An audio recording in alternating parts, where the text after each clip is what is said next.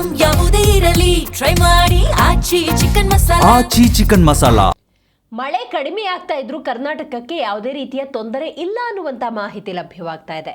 ಅಂದರೆ 2 ತಿಂಗಳವರೆಗೆ ರಾಜ್ಯಕ್ಕೆ ನೀರಿನ ಸಮಸ್ಯೆ ಇರೋದಿಲ್ಲ ಅಂತ ಜಲಸಂಪನ್ಮೂಲ ಸಚಿವರು ರಾಮಲಿಂಗಾರೆಡ್ಡಿ ಸ್ಪಷ್ಟಪಡಿಸಿದ್ದಾರೆ.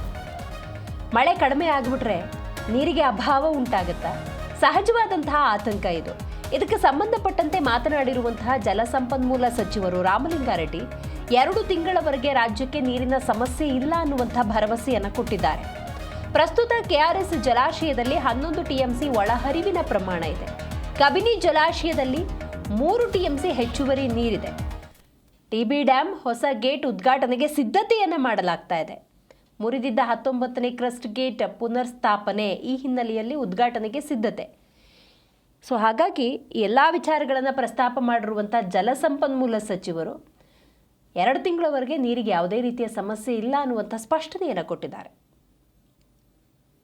ಕುಡಿಯೋ ನೀರಿಗೆ ನಮಗೆ ಇನ್ನೊಂದು 2 ತಿಂಗಳಿಗೆ ಏನು ಸಮಸ್ಯೆ ಇಲ್ಲ ಅಲ್ವಾ?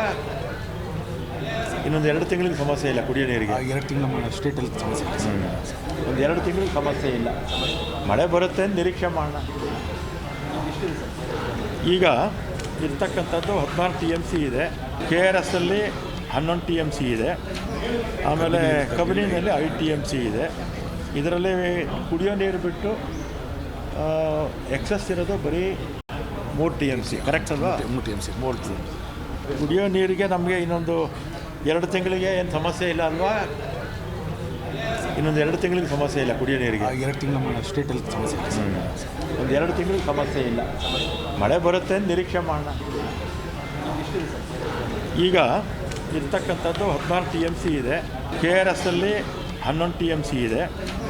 ಆಮೇಲೆ ಕಬಿನಿನಲ್ಲಿ 5 ಟಿ ಎಮ್ ಸಿ ಇದೆ.